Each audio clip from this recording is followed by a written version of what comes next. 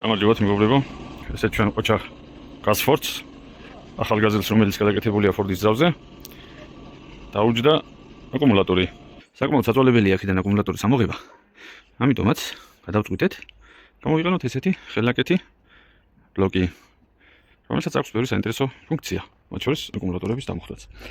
პირველ რიგში, იმისთვის რომ გავიგოთ რა ძაბოა აკუმულატორზე, ვაერთებთ პლუსზე, მინუსზე, შევაერთეთ პლუსზე, მინუსზე და ბლოკი პირდაპირ გვიჩვენებს ძაბვას.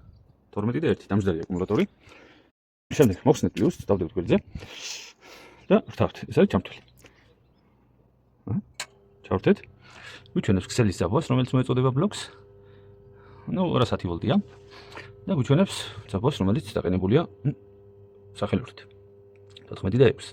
დავაყენოთ, ახლა მანქანაში მუხტავთ. დავაყენოთ 14 და 4-ზე. იყოს 14 და 3, მე როცა ცოტას თვითონ იწევს ხოლმე, რომ ცხელდება კომპონენტების შიგნით. ეხლა დავუწიოთ დენისძალა მინიმუმზე და შევაერთოთ პლუსზე.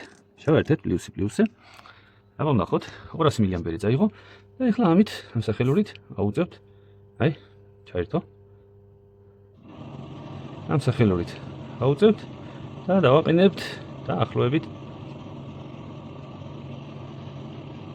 4 ამპერი. ეგ 4 ამპერს დავაყენებთ და დავტოვებთ.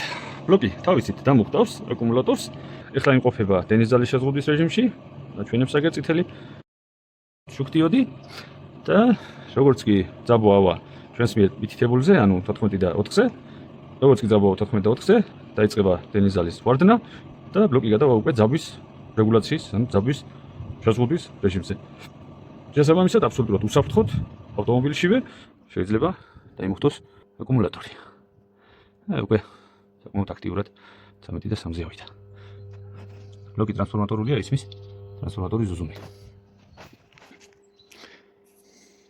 მადლობა ყურადღებისთვის.